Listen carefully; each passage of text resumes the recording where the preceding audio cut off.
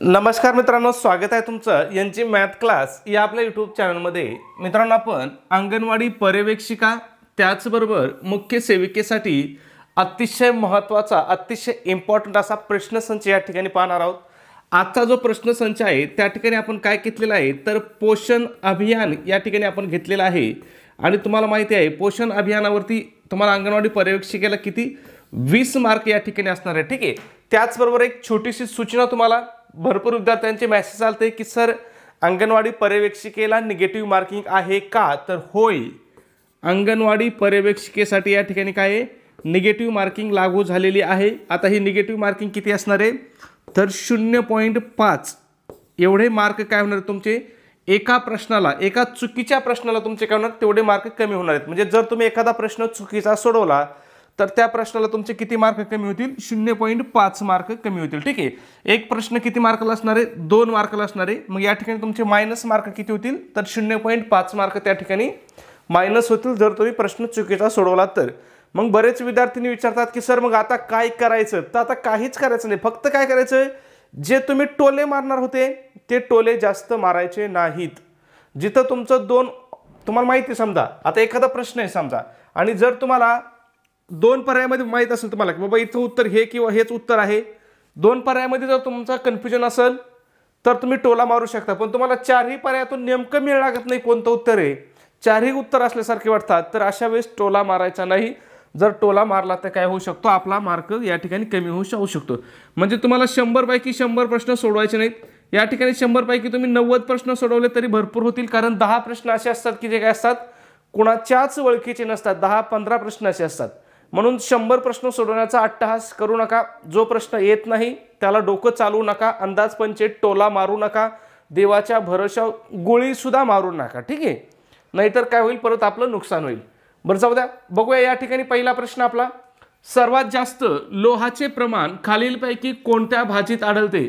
आता या ठिकाणी आपल्याला काय विचारलंय की बाबा सर्वात जास्त लोहाचं प्रमाण कोणत्या भाजीत आढळते असं विचारलंय। मग आळूचे पान असतील, माठ असेल, पालक असेल, मुळ्याचे पान असतील, तर या ठिकाणी पालक या भाजीमध्ये काय होतं सगळ्यात जास्त लोहाचे प्रमाण असतं। कशाचं लक्षात ठेवा, लोहाचं प्रमाण। ठीक आहे, आता या ठिकाणी त्या दिवशी जो आपला 14 तारखेला पेपर झाला त्याच्यावरती सुद्धा भरपूर म्हणजे जवळपास 10 ते 12 भगिनींचे मेसेज आले की सर तुम्ही जे पोषण शिकवलं होतं किंवा तुम्ही नोट्समध्ये जे पोषणचे क्वेश्चन दिले होते त्याच्यामध्ये आम्हाला 10 प्रश्नापैकी 5 ते 6 प्रश्न जशाच्या तसे आले होते। मॅसेज आहेत, आता मी तुम्हाला स्क्रीनशॉट सुद्धा काढून ठेवले आहेत, पण आता या ठिकाणी मला दाखवता येत नाही, त्याच्यावरती ॲड करता येणं ते PDF मध्ये स्क्रीनशॉट मी भरपूर ट्राय केला पण ते ॲड करता आले नाही। ठीक आहे, मग या ठिकाणी दुसरा प्रश्न पाहूया आपला, प्रश्न क्रमांक 2, सर्वात जास्त कॅल्शियमचे प्रमाण कोणत्या भाजीत आढळते। आता काय विचारलंय की बाबा सर्वात जास्त कॅल्शियमचं प्रमाण कोणत्या भाजीत असतं हे या ठिकाणी विचारलेलं आहे। खूप महत्त्वाचे प्रश्न आहेत मित्रांनो, त्याच्या परीक्षेमध्ये प्रश्न विचारले होते अशा प्रकारे। ठीक आहे, आळूची पाने, पालक, माठ आणि मुळ्याची पाने, तर यापैकी माठ या भाजीमध्ये काय असतं सर्वात जास्त प्रमाणामध्ये कॅल्शियमचं प्रमाण असतं। मागचा प्रश्न होता आपला लोहाचं प्रमाण, सर्वात जास्त लोहाचं प्रमाण कशामध्ये आढळतं तर ते पालक भाजीमध्ये आढळतं। सर्वात जास्त कॅल्शियमचं प्रमाण कशामध्ये आढळतं तर ते माठाच्या भाजीमध्ये सर्वात जास्त कॅल्शियमचं प्रमाण आढळतं। ठीक आहे, दोन्हीमध्ये कन्फ्युजन व्हायचं नाही। पुढचा प्रश्न बघूया, 3 नंबर, सर्वात जास्त जीवनसत्व क व कार्यशक्ती कोणत्या भाजीत आढळते। मग आता या ठिकाणी सर्वात जास्त जीवनसत्व क म्हणजे व्हिटॅमिन सी कोणत्या भाजीत आढळतं तर शेवग्याची जे पानं आहेत या शेवग्याच्या पानामध्ये काय होतं सगळ्यात जास्त व्हिटॅमिन सी आणि कार्यशक्ती आढळते। कार्यशक्ती म्हणजे काय कॅलरी। ठीक आहे, आता या ठिकाणी आपल्याकडे शेवग्याची पानाची भाजी करत नाहीत, आपण शेंगाची भाजी करतो, परंतु या ठिकाणी आता भरपूर लोक काय आहेत शेवग्याच्या पानाची सुद्धा भाजी करतात। शक्यतो विशेषतः दक्षिण भारतामध्ये या शेवग्याचा जास्तीत जास्त आपल्या आहारामध्ये काय केला जातो उपयोग केला जातो। ठीक आहे, पुढचा प्रश्न आहे 4 नंबर, फळांचा रस, जॅम, जेली, सॉस या पदार्थावर खालीलपैकी कोणता शिक्का असतो। आता काय विचारलंय, फळांचा रस असेल, जॅम असेल, जेली असेल, सॉस असेल, यासारखे जे पदार्थ असतात या पदार्थावरती कोणाचा शिक्का असतो तर या ठिकाणी कोणाचा FPOचा शिक्का असतो। ठीक आहे, म्हणजे याचा FPOचा फुल फॉर्म काय होतो फूड प्रोडक्ट ऑर्डर। ठीक आहे, हा शिक्का किंवा हा मार्क त्या पदार्थावरती कोरलेला असतो FPO। कशावरती फळांचा रस असेल, जॅम असेल, जेली असेल, सॉस असेल यावरती. आता हे ISI मार्क कशावरती असतं तर हे औद्योगिक उपकरणावरती असतं. ठीक आहे, औद्योगिक उपकरण असतील, इलेक्ट्रॉनिक वस्तू असतील याच्यावरती कोणतं मार्क असतं ISI मार्क असतं. हे ॲग मार्क कशावरती असतं तर ॲग मार्क हे कृषी उत्पादनं आणि सेंद्रिय उत्पादनं जे आहेत याच्यावरती काय असतं ॲग मार्क असतं. ठीक आहे, आणि हे काय असतं फूड प्रोडक्ट ऑर्डर म्हणजे फळापासून बनलेले जे पदार्थ आहेत त्याच्यावरती कोणता शिक्का असतो तर FPO शिक्का असतो. मग त्याच्यामध्ये बघा फळांचा रस असेल, जाम असेल, जेली असेल, सॉस असेल. ठीक आहे, आणि हे जे BS आहे हे काय आहे, हे आपलं मानक नाही आहे, हे कोणाचं मानक आहे इंग्लंडचं मानक आहे. ठीक आहे, काहीतरी ब्रिटिश स्टँडर्ड सिस्टीम आहे. पुढचा प्रश्न बघूया 6 नंबर. जागतिक आरोग्य संघटनेने केलेल्या उत्तम आरोग्याच्या व्याख्येत खालीलपैकी कोणत्या गोष्टीचा समावेश होता. आता काय विचारलं आपल्याला की बाबा ह्या उत्तम आरोग्याची जी व्याख्या आहे या व्याख्येमध्ये खालीलपैकी कोणत्या गोष्टीचा समावेश होतो असं आपल्याला विचारले. बघूया मग. निरोगी शरीर, सामाजिक आरोग्य, मानसिक आरोग्य आणि यापैकी सर्व. मग इथं आपलं उत्तर काय येईल तर पर्याय क्रमांक 4 यापैकी सर्व हे आपलं या ठिकाणी उत्तर असणार आहे. का तर जागतिक आरोग्य संघटनेने केलेल्या उत्तम आरोग्याच्या व्याख्येमध्ये कशा कशाचा समावेश होतो लक्षात ठेवायचं आहे. निरोगी शरीर, सामाजिक आरोग्य, त्याचबरोबर मानसिक आरोग्य या तिन्ही गोष्टीचा काय होतो जागतिक आरोग्य संघटनेने केलेल्या आरोग्याच्या व्याख्येमध्ये समावेश होतो. या ठिकाणी तुम्हाला हे पण लक्षात ठेवायचं आहे जागतिक आरोग्याची व्याख्या कोणी केली आहे तर जागतिक आरोग्य संघटनेने केलेली आहे. ठीक आहे, पुढचा प्रश्न 6 नंबर. भारतीय आहारातील एकूण कार्यशक्तीपैकी किती टक्के कार्यशक्ती कर्बोदकापासून मिळते. आता काय विचारलंय आपल्या भारतीय आहारामध्ये जे आपण एकूण, आता कार्यशक्ती म्हणजे काय तर कॅलरी, आपण ज्या एकूण कॅलरी घेतो ह्या एकूण कॅलरीपैकी किती टक्के कॅलरी किंवा किती टक्के कार्यशक्ती ही आपल्याला कर्बोदकापासून मिळते असं या ठिकाणी विचारलेलं आहे. मग किती टक्के कर्बोदकापासून मिळते तर 65 ते 80%. किती 65 ते 80% कॅलरी किंवा कार्यशक्ती आपल्याला कशापासून मिळते कर्बोदकापासून मिळते. ठीक आहे, म्हणून कर्बोदके काय आहेत आपल्या शरीरासाठी, आपल्या जीवनासाठी काय अतिशय अत्यावश्यक असा घटक आहे. ठीक आहे, पुढचा प्रश्न पाहूया. त्याच्या अगोदर एक छोटीशी पण महत्त्वाची सूचना. भगिनींनो, आपण या ठिकाणी अंगणवाडी पर्यवेक्षिका त्याचबरोबर मुख्य सेविकेसाठी अतिशय इम्पॉर्टंट, अतिशय महत्त्वपूर्ण अशी टेस्ट सिरीज या ठिकाणी आपण सुरू केलेली आहे. आपल्या टेस्ट सिरीजचं वैशिष्ट्य काय असणार आहे तर या ठिकाणी TCS पॅटर्ननुसार संपूर्ण अभ्यासक्रमावर आधारित अशी आपली टेस्ट सिरीज असणार आहे. या टेस्ट सिरीजमध्ये तुम्हाला काय मिळेल तर तुम्हाला 10 टेस्ट पेपर भेटतील. ते तुम्हाला कसे भेटतील तर त्याचबरोबर तुम्हाला TCSने घेतलेल्या अतिशय IMP अशा 100 प्रश्नपत्रिका सुद्धा तुम्हाला या ठिकाणी उत्तरासहित तुम्हाला या ठिकाणी प्रोव्हाइड केल्या जातील. ठीक आहे, आता तुम्हाला माहिती आहे अंगणवाडी पर्यवेक्षिकेची परीक्षा कोण घेणार आहे TCS घेणार आहे. 14 तारखेला जो पेपर झाला होता त्या पेपरचा पॅटर्न सुद्धा आपल्या टेस्ट सिरीज सारखाच होता. विद्यार्थ्यांना भरपूर असा फायदा झाला आहे. त्याचबरोबर आपण काय करतो टेस्ट सिरीज सोबत तुम्हाला फ्रीमध्ये अतिशय IMP अशा नोट्स सुद्धा प्रोव्हाइड करत आहोत. मग यामध्ये कोणकोणत्या विषयाच्या नोट्स आहेत बघा. मराठी आहे, इंग्रजी आहे, गणित आहे, बुद्धिमत्ता आहे, इतिहास आहे, भूगोल आहे, राज्यशास्त्र आहे, त्याचबरोबर सगळ्यात महत्त्वाचं ICDSच्या सुद्धा अतिशय IMP, अतिशय इम्पॉर्टंट, अतिशय महत्त्वपूर्ण अशा नोट्स तुम्हाला या ठिकाणी प्रोव्हाइड केले जाणार आहेत. मग जर तुम्ही परीक्षेला जाता जाता एवढ्या स्टडी मटेरियलवर जर नजर फिरवली तरी तुम्ही परीक्षेमध्ये 170 पेक्षा जास्त मार्क काय या ठिकाणी सहज घेऊ शकता. ठीक आहे, काही हरकत नाही, सहज एवढे मार्क पडतील. आणि जर एवढे मार्क पडले तर तुम्हाला 100% तुमच्या स्वतःच्या तालुक्यामध्ये, स्वतःच्या जिल्ह्यामध्येच नोकरी मिळेल. ठीक आहे, मग या सगळ्या स्टडी मटेरियलची किंमत किती ठेवली आपण फक्त 250 रुपये किंमत आहे. परंतु त्याच्यामध्ये सुद्धा विद्यार्थ्याच्या मागणीस्तव आपली जी ऑफर आहे ही आपली ऑफर आज सुद्धा चालू आहे. मग जर तुम्ही ऑफरनुसार जर आज टेस्ट सिरीज घेतली तर ही टेस्ट सिरीज तुम्हाला फक्त आणि फक्त किती रुपयाला भेटणार आहे तर फक्त 149 रुपयाला तुम्हाला ही टेस्ट सिरीज भेटणार आहे. मग हे 149 रुपये तुम्हाला कुठं पे करायचे तर तुमच्याकडे गुगल पे असेल, फोनपे असेल. या ठिकाणी आपला नंबर आहे 96 89 14 16 30. पुन्हा एकदा सांगतो 96 89 14 16 30 हा आपला गुगल पे फोनपेचा नंबर आहे. याच्यावरती 149 रुपये पे करा आणि तुम्ही जे पैसे पाठवलेत त्याचा एक काय करा, एक स्क्रीनशॉट काढा आणि तो स्क्रीनशॉट मला व्हॉट्सॲपला शेअर करा. ठीक आहे, व्हॉट्सॲपला आपला कोणता नंबर आहे तर हाच नंबर आपला व्हॉट्सॲप सुद्धा आहे 9689141630. ठीक आहे. तुमचा व्हॉट्सॲपवरती स्क्रीनशॉट मिळाल्याबरोबर तुम्हाला 2 मिनिटाच्या आतमध्ये काय केलं जाईल, संपूर्ण स्टडी मटेरियल या ठिकाणी प्रोव्हाइड केलं जाईल. ठीक आहे. पुढचा प्रश्न पाहूया. 8 नंबर काय सांगितलंय, अयोग्य विधान ओळखा. आता इथं आपल्याला काय केलेत, काही विधानं दिलेत आणि या विधानापैकी अयोग्य विधान म्हणजे अयोग्य म्हणजे कोणतं तर चूक असणारं विधान या ठिकाणी आपल्याला ओळखायला सांगितलेलं आहे. ठीक आहे. मग पाहूया. पहिलं विधान काय, 1 ग्रॅम प्रथिनापासून 4 किलो कॅलरी ऊर्जा मिळते. दुसरं बघूया, प्रथिने ही छोट्या भागांनी बनलेली असतात, त्यांना अमिनो आम्ले म्हणतात. तिसरं काय, CHO बरोबर N यांचा समावेश प्रथिनामध्ये असतो. आणि चौथं ऑप्शन काय आहे, प्रथिनांच्या कमतरतेमुळे पेलाग्रा नावाचा रोग होतो. मग कोणता ऑप्शन चुकीचा आहे यापैकी, तो ऑप्शन क्रमांक 4 चुकीचा आहे. म्हणजे हेच आपलं काय असणार आहे या ठिकाणी उत्तर असणार आहे. ठीक आहे. मग आता या ठिकाणी तुम्हाला लक्षात ठेवायच्यात काही गोष्टी. काय काय लक्षात ठेवायचंय, तुम्हाला इथं प्रश्न विचारला जाऊ शकतो, म्हणजे विचारला जातोच. ठीक आहे. की बाबा 1 ग्रॅम प्रथिनापासून किती कॅलरी ऊर्जा मिळते किंवा उष्णता मिळते. मग किती कॅलरी मिळतात 1 ग्रॅम प्रथिनापासून तर 4 कॅलरी मिळतात. ठीक आहे. 4 किलो कॅलरी मिळतात, लक्षात ठेवायचं. ठीक आहे.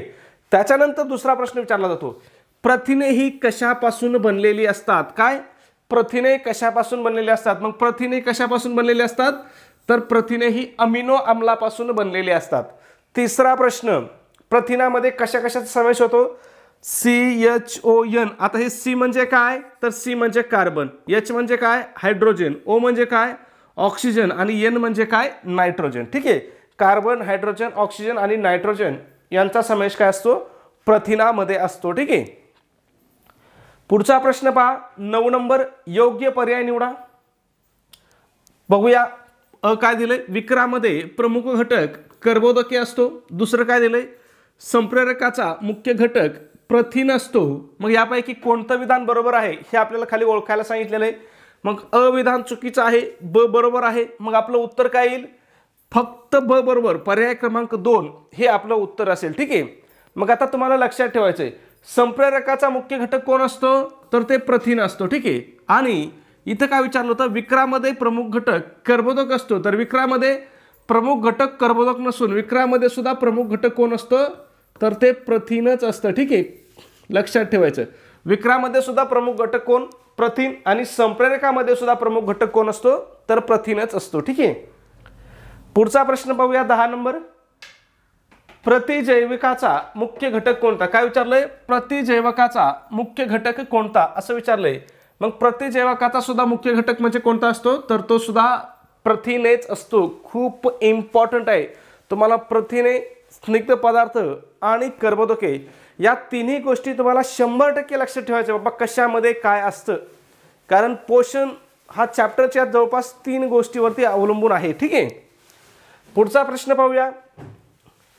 11 नंबर. आता बरेच जण विचारतात की सर पोषणमध्ये काय काय करायचं. तर पोषणमध्ये तुम्हाला काय काय करायचंय, मानवी शरीराला पोषण कशापासून मिळतं म्हणजे त्याच्यामध्ये प्रथिने असतील, फॅट असतील किंवा कर्बोदके असतील, हे तिन्ही घटक महत्त्वाचे आहेत. त्याच्यानंतर व्हिटॅमिन्स असतील, मिनरल्स असतील, हे सुद्धा महत्त्वाचे. म्हणजे आपल्या शरीराचं पोषण करण्यासाठी ज्या ज्या गोष्टी आवश्यक आहेत ते तुम्हाला सगळं स्टडी करायचे. त्याच्यानंतर कोणत्या घटकाच्या अभावामुळे कोणता रोग होतो हे पण तुम्हाला लक्षात ठेवायचे. त्याच्यावरती सुद्धा तुम्हाला प्रश्न विचारले जाणार आहेत. ठीक आहे. मग खालील विधाने पहा. काय दिले पहा, तेल, तूप यासारख्या अन्न पदार्थातून फक्त स्निग्ध पदार्थ मिळतात. दुसरं काय दिले, मांस, दूध यासारख्या अन्न पदार्थातून अनेक पोषक तत्वे मिळतात. तिसरं काय दिलंय, प्रथिने शरीर बांधणीसाठी आवश्यक असतात. मग यापैकी कोणतं उत्तर असेल आपलं तर उत्तर असेल वरीलपैकी सर्व. मग लक्षात ठेवायचं, तेल, तूप हे जे स्निग्ध पदार्थ आहेत, या स्निग्ध पदार्थ किंवा अशा अन्न पदार्थातून आपल्याला काय मिळतात, फक्त स्निग्ध पदार्थच मिळतात. ठीक आहे. कशामधून, तेल, तूप असं म्हणजे असे ज्याला आपण ऑइली पदार्थ म्हणतो त्याच्यामधून. ठीक आहे. त्याच्यानंतर मांस आणि दूध यासारखे जे पदार्थ आहेत याच्यामधून आपल्याला काय होतात, अनेक पोषक तत्वे मिळतात. म्हणजे याच्यामधून बघा तुम्हाला प्रोटीन्स पण मिळतात, कर्बोदके पण मिळतात, त्याच्या प्रमाणात काही स्निग्ध पदार्थ सुद्धा याच्यामधून मिळतात. ठीक आहे. त्याच्यानंतर शरीर बांधणीसाठी प्रथिने आवश्यक असतात. आता हा सगळ्यात महत्त्वाचा पॉईंट आहे. वारंवार प्रश्न विचारलेला आहे की शरीर बांधणीसाठी काय आवश्यक असतं. मग शरीर बांधणीसाठी काय आवश्यक असतात तर शरीर बांधणीसाठी प्रथिने आवश्यक असतात. म्हणजे आपल्या पेशींची किंवा शरीराची होणारी जी झीज आहे ही भरून काढण्याचं कार्य कोण करतं, तर ते प्रथिन करतं. त्याच्यामुळे प्रथिन खूप इम्पॉर्टंट आहे. ठीक आहे. पुढचा प्रश्न पाहूया 12 नंबर. खालील विधाने पहा. 1 ग्रॅम पचन झालेल्या कर्बोदकापासून सुमारे 4 किलो कॅलरी कार्यशक्ती शरीराला मिळते. दुसरं बघूया. भारतीय आहारात एकूण कार्यशक्तीपैकी 65 ते 80% कार्यशक्ती कर्बोदकापासून मिळते. दोन्ही विधानं काय आहेत या ठिकाणी बरोबर आहेत. कारण 1 ग्रॅम कर्बोदकापासून किती कॅलरी ऊर्जा मिळते, 4 कॅलरी. ठीक आहे. आणि 1 ग्रॅम प्रथिनापासून सुद्धा किती मिळते, तर 4 कॅलरीज मिळते. म्हणजे प्रथिन आणि कर्बोदकापासून काय होते, आपल्याला सारखीच ऊर्जा मिळते. ठीक आहे. त्याच्यानंतर आपला जो आहार आहे किंवा आपली जी दैनिक गरज आहे या दैनिक कार्यशक्तीपैकी किती टक्के कार्यशक्ती ही आपल्याला कर्बोदकापासून मिळते, तर 65 ते 80%. म्हणजे सगळ्यात जास्त कार्यशक्ती आपली कशापासून मिळते, कर्बोदकापासून मिळते. ठीक आहे. पुढचा प्रश्न पाहूया 13 नंबर. आहारातील स्निग्ध पदार्थाचा योग्य प्रकारे वापर होण्यासाठी डॅश डॅशची आवश्यकता असते. आता काय सांगितलंय, आहारामधील जे आपले स्निग्ध पदार्थ आहेत म्हणजे जे फॅट आहेत याचा वापर होण्यासाठी सुद्धा कशाची आवश्यकता असते, तर या ठिकाणी कर्बोदकाची आवश्यकता असते. ठीक आहे. जर कर्बोदक आपण घेतले तर त्याच्यासोबत आपण काय होऊ शकतो, स्निग्ध पदार्थाचा सुद्धा योग्य वापर आपल्या शरीरामध्ये केला जातो. ठीक आहे. पुढचा प्रश्न 14 नंबर. मज्जासंस्थेचे कार्य नीट चालण्यासाठी कर्बोदके ग्लुकोज शरीराला पुरवितात. दुसरं विधान बघूया. कर्बोदके ही आतड्यातील उपयुक्त सूक्ष्मजीवांच्या वाढीसाठी आवश्यक असतात. इथं सुद्धा आपलं ऑप्शन काय येईल, पर्याय क्रमांक 3 अ व ब बरोबर हे आपलं या ठिकाणी उत्तर येईल. मग लक्षात ठेवा, मज्जासंस्थेचं कार्य नीट चालण्यासाठी शरीराला ग्लुकोज पुरवण्याचं काम कोण करतात, तर हे कर्बोदके करतात. ठीक आहे. त्याच्यानंतर कर्बोदक हे कशासाठी सुद्धा आवश्यक असतात, तर आपल्या आतड्यामध्ये तुम्हाला माहिती आहे उपयुक्त असे खूप सूक्ष्मजीव आहेत. मग या सूक्ष्मजीवांच्या वाढीसाठी सुद्धा काय असतात, कर्बोदके ही आवश्यक असतात. ठीक आहे. पुढचा प्रश्न विचारलाय 15 नंबर. काय बघूया. खालीलपैकी सत्य विधान ओळखायचं. आता खाली विधानं दिलेत यापैकी जे सत्य विधान आहे हे आपल्याला ओळखायचं आहे. ठीक आहे. मग बघूया. पहिलं विधान काय दिले, शरीरातील पोषक तत्वे पेशीकडे नेण्याचे महत्त्वाचे कार्य प्रथिने करतात. दुसरं विधान बघूया. लहान मुलामध्ये प्रथिनांच्या कमतरतेमुळे सुजवटी हा रोग होतो. तिसरं विधान बघूया. 1 ग्रॅम स्निग्ध पदार्थापासून 9 किलो कॅलरी कार्यशक्ती मिळते. इथं सुद्धा आपलं उत्तर काय येईल, तर वरीलपैकी सर्व बरोबर हे आपलं या ठिकाणी उत्तर येईल. मग तुम्हाला लक्षात ठेवायचं आहे की बाबा शरीरातील जे पोषक तत्व आहेत हे पेशीकडे वाहून नेण्याचं महत्त्वाचं कार्य कोण करतं, तर हे महत्त्वाचं कार्य कोण करतात, प्रथिने करतात. त्याच्यानंतर दुसरा प्रश्न काय विचारू शकतात, लहान मुलामध्ये प्रथिनांच्या कमतरतेमुळे कोणता रोग होतो, तर कोणता रोग होतो, सुजवटी हा रोग होतो. खूप इम्पॉर्टंट आहे. 100% तुम्हाला प्रश्न विचारला जाणार आहे किंवा हाच प्रश्न फिरून असा सुद्धा विचारला जाऊ शकतो. लहान मुलामध्ये सुजवटी हा रोग कशाच्या कमतरतेमुळे होतो. मग हा रोग कशाच्या कमतरतेमुळे होतो, तर प्रथिनांच्या कमतरतेमुळे होतो. कोणामध्ये, लहान मुलामध्ये. ठीक आहे. त्याच्यानंतर 1 ग्रॅम स्निग्ध पदार्थापासून किती किलो कॅलरी ऊर्जा मिळते, तर 9 किलो कॅलरी ऊर्जा मिळते. लक्षात ठेवायचं. ठीक आहे. पुढचा प्रश्न 16 नंबर. चुकीची जोडी ओळखा. आता या ठिकाणी बघा काय दिलंय, जीवनसत्व आणि त्यांची रासायनिक नावं दिलेत. बघूया. मग B1 ला काय म्हणतात, थायमिन. बरोबर आहे. व्हिटॅमिन B1 ला थायमिन म्हणतात. व्हिटॅमिन B3 ला काय म्हणतात, नायसिन म्हणतात. त्याच्यानंतर B2 ला काय म्हणतात, रायबोफ्लेविन म्हणतात. मग आपलं उत्तर काय येईल या ठिकाणी, पर्याय क्रमांक 4 यापैकी एकही चुकीची जोडी नाही, हे आपलं उत्तर येईल. मग तुम्हाला लक्षात ठेवायचंय, B1 ला काय म्हणतात, थायमिन म्हणतात. B2 ला काय म्हणतात, रायबोफ्लेविन म्हणतात. आणि B3 ला काय म्हणतात, नायसिन म्हणतात. आणि हे यांची काय आहेत, रासायनिक नावं आहेत. कशाची रासायनिक नावं आहेत ही, तर व्हिटॅमिनची रासायनिक नावं. तोंडपाठच ठेवायची. अलीकडे व्हिटॅमिनच्या रासायनिक नावावरती प्रश्न विचारले जात आहेत. 17 नंबरचा प्रश्न बघूया.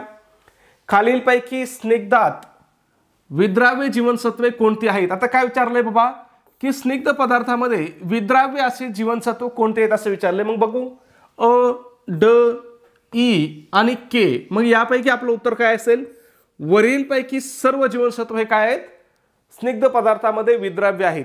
लक्षात ठेवायचं, कोणकोणते जीवनसत्व स्निग्ध पदार्थामध्ये विद्राव्य आहेत, अ आहे, ड आहे, ई आहे आणि के आहे. मग या ठिकाणी दुसरा प्रश्न विचारला जाऊ शकतो, पाण्यामध्ये कोणती जीवनसत्व विद्राव्य आहेत? ठीक आहे, पाण्यात कोणती आहेत? तर जे इथं नाहीत ते पाण्यात आहेत. मग इथं कोण नाही? ब नाही आणि क नाही. ठीक आहे, म्हणजे बी आणि सी हे दोन्ही कशामध्ये विद्राव्य आहेत? पाण्यामध्ये आहेत. बाकीचे जीवनसत्व कशामध्ये विद्राव्य आहेत? तर ते स्निग्ध पदार्थामध्ये विद्राव्य आहेत. खूप महत्त्वाचं आहे, लक्षात ठेवा. ठीक आहे. 18 नंबर, खालील विधाने पहा. अविधान आहे हे. जीवनसत्व अ हे विशेषतः हाडांच्या व पेशींच्या वाढीसाठी आवश्यक असते. दुसरं बघूया, शरीराचे संसर्गजन्य रोगापासून संरक्षण करण्याकरिता जीवनसत्व अ आवश्यक असते. इथं सुद्धा आपलं उत्तर अ व ब बरोबर हे आपलं उत्तर असणार आहे. मग लक्षात ठेवायचं, व्हिटॅमिन ए काय असतंय? हाडांच्या व पेशींच्या वाढीसाठी आवश्यक असतंय. त्याचबरोबर शरीराचे संसर्गजन्य रोगापासून संरक्षण करण्याचं काम सुद्धा कोण करतं? व्हिटॅमिन अचं करतं. म्हणजे आपल्याला पहिलं एवढंच माहित होतं बाबा, व्हिटॅमिन अच्या अभावामुळे आपल्याला काय होतो? रात आंधळेपणा होतो. ठीक आहे, पण याच्या पुढेही जीवनसत्व अचं किंवा व्हिटॅमिन अचं काय महत्त्वाचं कार्य आहे ते म्हणजे कोणतं? हाडांच्या व पेशींच्या वाढीसाठी आवश्यक आहे. आता तुम्ही म्हणता सर हाडांच्या वाढीसाठी तर कॅल्शियम लागतं. कॅल्शियम पण लागतं, पण इथं व्हिटॅमिन कोणतं लागतं? तर व्हिटॅमिन अ लागतं. ठीक आहे, लक्षात ठेवा. कॅल्शियम हे काय व्हिटॅमिन आहे का? नाही, व्हिटॅमिन अ महत्त्वाचं आहे. पुढचा प्रश्न बघूया. प्रश्न क्रमांक 19, कोणत्या जीवनसत्वाच्या अभावाने केझेरोप्थाल्मिया आणि कॅरेटोमलेसिया ही लक्षणे दिसून येतात? मग आता ही कोणत्या जीवनसत्वाच्या अभावाने दिसतात? तर ही सुद्धा व्हिटॅमिन अ च्या अभावाने दिसतात. आपल्याला एवढंच माहिती होतं, व्हिटॅमिन अ च्या अभावामुळे काय होतो? रात आंधळेपणा होतो. एवढंच आपल्याला शिकवलंय. ठीक आहे, आणि मग परीक्षेत गेल्यावर जर असा प्रश्न आला तर आपलं काय होतात? बत्त्या या ठिकाणी गुल होत्यात. ठीक आहे, मग लक्षात ठेवायचं, केझेरोप्थाल्मिया आणि कॅरेटोमलेसिया हे सुद्धा रोग कशाच्या अभावाने दिसून येतात? तर व्हिटॅमिन अ च्या अभावाने. ठीक आहे, पुढचा प्रश्न 20 नंबर, खालील पैकी चुकीचे विधान ओळखा. आता इथं काही विधानं दिलेत आणि याच्यातलं चुकीचं विधान ओळखायचं. वनस्पतीमध्ये ड जीवनसत्व आढळत नाही. दुसरं बघूया, जीवनसत्व के रक्त गोठण्याच्या क्रियेमध्ये मदत करते. तिसरं बघूया, ई जीवनसत्व म्हणजे टोकोफेरॉल या रासायनिक पदार्थांचा गट आहे. मग याच्यापैकी आपलं उत्तर काय असेल? तर यापैकी एकही चुकीची नाही हे आपलं उत्तर असेल. मग लक्षात ठेवायचंय, प्रश्न विचारला जातो की खालीलपैकी कोणतं व्हिटॅमिन वनस्पतीमध्ये आढळत नाही? मग कोणतं व्हिटॅमिन वनस्पतीमध्ये आढळत नाही? तर व्हिटॅमिन डी वनस्पतीमध्ये आढळत नाही. त्याच्यानंतर दुसरा प्रश्न विचारला जातो की खालीलपैकी कोणतं व्हिटॅमिन रक्त घोटण्याच्या क्रियेमध्ये मदत करते? तर रक्त घोटण्याच्या क्रियेमध्ये कोणतं व्हिटॅमिन मदत करतं? तर के व्हिटॅमिन मदत करतं. त्याच्यानंतर प्रश्न विचारला जातो, जीवनसत्व ई चं रासायनिक नाव काय आहे? मग जीवनसत्व ई चं रासायनिक नाव काय आहे? तर ते आहे टोकोफेरॉल. ठीक आहे, पुढचा प्रश्न 21 नंबर, योग्य प्रजनन होण्यासाठी तसेच प्रजोत्पादकता वाढविण्यासाठी कोणत्या जीवनसत्वाची आवश्यकता असते? मग कोणत्या जीवनसत्वाची आवश्यकता असते? तर व्हिटॅमिन ई ची आवश्यकता असते. म्हणून व्हिटॅमिन ई ला वांझपणा विरोधी जीवनसत्व म्हणतात. काय? वांझपणा विरोधी जीवनसत्व. प्रश्न विचारलेला आहे, कोणत्या जीवनसत्वाला वांझपणा विरोधी जीवनसत्व म्हणतात? तर कोणत्या जीवनसत्वाला? व्हिटॅमिन ई ला काय म्हटलं जातं? वांझपणा विरोधी जीवनसत्व म्हटलं जातं. ठीक आहे, पुढचा प्रश्न 22 नंबर, कोणत्या जीवनसत्वाच्या कमतरतेमुळे प्रौढांमध्ये ऑस्टिओमलेशिया हा रोग होतो? मग कोणत्या जीवनसत्वाच्या अभावामुळे? तर व्हिटॅमिन ड च्या. आणि याच्यामध्ये काय होतात? हाडे ठिसूळ होतात. काय होतात? शरीराची हाडे ठिसूळ होतात. ठीक आहे, पुढचा प्रश्न 23 नंबर, खालीलपैकी चुकीचे विधान ओळखा. आता इथं चुकीचं विधान ओळखायला सांगितलंय. बघूया काय विधान आहेत. क जीवनसत्वाच्या कमतरतेमुळे स्कर्वी हा रोग होतो. दुसरं बघूया, आहारातील नायसिनच्या कमतरतेमुळे पेलाग्रा हा रोग होतो. तिसरं विधान बघूया, थायमिनची कमतरता झाल्यास बेरीबेरी हा रोग होतो. आणि चौथं काय आहे? यापैकी एकही नाही. मग आपलं उत्तर हे असणार आहे 4 नंबर, की यापैकी एकही विधान चुकीचं नाही. मग तुम्हाला लक्षात ठेवायचंय, प्रश्न विचारला जातो की व्हिटॅमिन क च्या अभावामुळे कोणता रोग होतो? मला माहिती, तुम्हाला सगळ्यांना माहिती, व्हिटॅमिन क च्या अभावामुळे कोणता रोग होतो? स्कर्वी होतो. ठीक आहे, त्याच्यानंतर नायसिनच्या अभावामुळे कोणता रोग होतो? तर नायसिनच्या अभावामुळे पेलाग्रा हा रोग होतो. त्याच्यानंतर थायमिनची कमतरता झाल्यास कोणता रोग होतो? तर थायमिनची कमतरता झाल्यास बेरीबेरी हा रोग होतो. लक्षात ठेवा, प्रश्न विचारलेले आहे त्याच्यावरती. ठीक आहे. पुढचा प्रश्न 24 नंबर. खालील विधाने पहा. कॅल्शियम हे हाडे व दात यांच्या वाढीसाठी व ती बळकट करण्यासाठी आवश्यक आहे. बरोबर आहे. कॅल्शियम हे काय असतं? हाडे आणि दात यांच्या वाढीसाठी आणि ती बळकट करण्यासाठी आवश्यक असतं. दुसरं बघूया. लोहाच्या कमतरतेमुळे रक्तक्षय हा रोग होतो. हे विधान सुद्धा बरोबर आहे. मग आपलं उत्तर काय लिहितं? अ व ब बरोबर. ठीक आहे. मग तुम्हाला लक्षात ठेवायचं आहे, हाडे व दात यांच्या वाढीसाठी आणि ती बळकट करण्यासाठी काय आवश्यक असतं? कोणतं मिनरल्स आवश्यक असतं? तर कॅल्शियम आवश्यक असतं. ठीक आहे. त्याच्यानंतर लोहाच्या कमतरतेमुळे कोणता रोग होतो? तर रक्तक्षय हा रोग लोहाच्या कमतरतेमुळे होतो. ठीक आहे. पुढचा प्रश्न बघूया 25 नंबर. खालील लक्षणे कोणत्या रोगाची आहेत? काय लक्षणे आहेत बघा. थकवा, पांढरट जीभ, धाप लागणे आणि चमच्यासारखी नखे. मग ही सगळी लक्षणं कोणत्या रोगाची आहेत? तर ही रक्तक्षय रोगाची लक्षणं आहेत. आणि रक्तक्षय रोग हा कशाच्या कमतरतेमुळे होतो? तर हा लोहाच्या अभावामुळे होतो, लोहाच्या कमतरतेमुळे होतो. ठीक आहे. पुढचा प्रश्न 26 नंबर. खालील विधाने पहा. अ ब क 3 विधानं दिलेत. बघूया. स्नायूंच्या अंकुचनासाठी स्नायूमध्ये मायोग्लोबिन हे रंगद्रव्य असते. दुसरं बघूया. रक्ताशयाचे प्रमाण पुरुष व मुलांपेक्षा स्त्रियांमध्ये अधिक आढळून येते. तिसरं बघूया. लोहाच्या कमतरतेमुळे रक्तक्षय हा रोग होतो. आत्ताच विधान पाहिलं होतं आपण. मग या ठिकाणी सुद्धा आपलं उत्तर काय येईल? आता या ठिकाणी बघा, विधान आपल्याला बघायला सांगितलेत, पण नेमकं करायचंय का हे विधान बघून हेच आपल्याला विचारलं नाही की बाबा हे विधान योग्य आहेत की अयोग्य आहेत. ठीक आहे. हेच या ठिकाणी आपल्याला दिलेलं नाही. म्हणजे ते टायपिंग करायचं राहिलं असेल तर इथं आपल्याला काय विचारलेलं आहे की खालीलपैकी कोणतं विधान अयोग्य आहे हे ओळखायला सांगितलंय. काय? यापैकी कोणतं विधान अयोग्य आहे असं आपल्याला ओळखायला सांगितलेलं आहे. मग यापैकी कोणतं विधान अयोग्य आहे? तर यापैकी एकही विधान अयोग्य नाही. सगळे विधान काय आहेत? बरोबर आहेत. अ ब क तिन्ही काय आहेत? या ठिकाणी बरोबर आहेत. मग लक्षात ठेवायचं, स्नायूंच्या अंकुचनासाठी स्नायूमध्ये कोणतं रंगद्रव्य म्हणजेच काय? प्रथिन. कोणतं प्रथिन आवश्यक असतं? तर मायोग्लोबिन हे प्रथिन आवश्यक असतं किंवा रंगद्रव्य आवश्यक असतं. त्याच्यानंतर रक्तक्षय कशाच्या अभावामुळे होतो? आत्ताच पाहिलं होतं आपण. कशाच्या अभावामुळे होतो? लोहाच्या अभावामुळे होतो. त्याच्यानंतर एक महत्त्वाचा फॅक्ट तुम्हाला लक्षात ठेवायची की रक्तक्षयाचं प्रमाण हे काय आहे? पुरुषापेक्षा स्त्रियांमध्ये काय आहे? रक्तक्षयाचं प्रमाण अधिक आहे. ठीक आहे. पुढचा प्रश्न बघूया आपण. प्रश्न क्रमांक शेवटचा आपला 27 नंबर. योग्य प्रजनन होण्यासाठी तसेच प्रजोत्पादकता वाढवण्यासाठी कोणत्या जीवनसत्वाची आवश्यकता असते?